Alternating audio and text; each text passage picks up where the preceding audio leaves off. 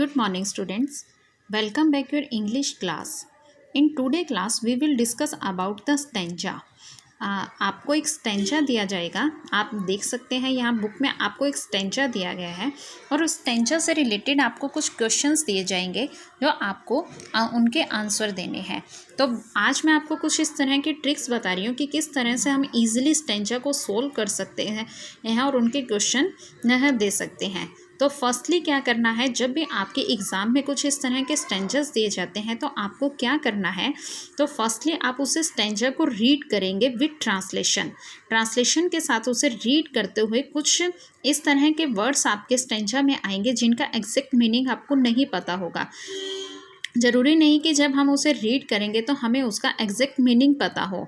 अब कुछ वर्ड्स ऐसे होंगे जिनका मीनिंग हमें नहीं पता, तो आपको उसी स्टेंजा के अकॉर्डिंग उनके यानी जो आपको फर्स्ट लाइन क्लियर है, फर्स्ट लाइन का मीनिंग पता है, सेकंड का पता है, थर्ड में कुछ वर्ड्स 1 to 3 वर्ड्स इस तरह के हैं जिनका मीनिंग आपको नहीं पता, तो उस स्टेंजा के अकॉर्डिंग जो हमारी फर्स्ट टू लाइंस थी उसके अकॉर्डिंग आपको उसके मीनिंग को सेट करना है, उसकी हिंदी को बनाना है, ट्रांसलेट करना है और उसके उस कंप्लीट स्टेंजा को विद ट्रांसलेशन रीड करना है. ओके, तो सेकंड क्या है, उसके बाद हम क्वेश्चन को रीड करेंगे कि हमारे क्वेश्चन क्या है.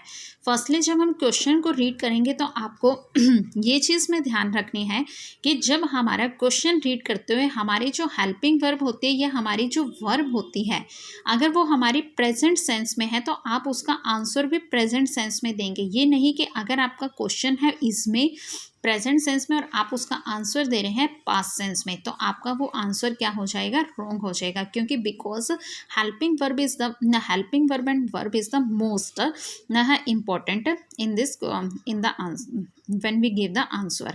Okay, तो उसके बाद जब हम रीड करेंगे तो आपको ये चीज़ ध्यान में रखनी है कि हमारी प्रेजेंट सेंस है या ना फ्यूचर सेंस है या पास्ट सेंस है, तो आपको उसका आंसर भी उसी के अकॉर्डिंग देना है.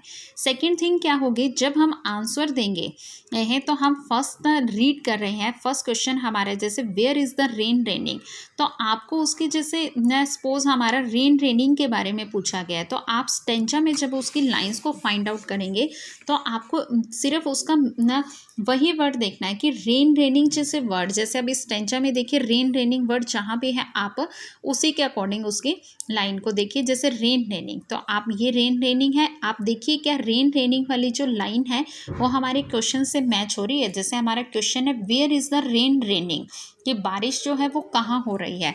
अब देखिए the rain is raining all around means चारों ओर, सभी जगह हो रही है.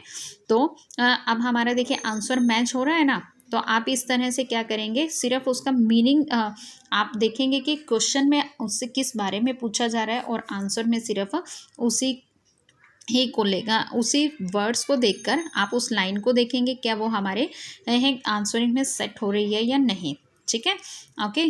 तो उसके बाद देखिए हमारा सेकंड क्वेश्चन है वेयर डज इट फॉल, वे कहाँ कहाँ पर होती है. बारिश के बारे में बात कर रहा है.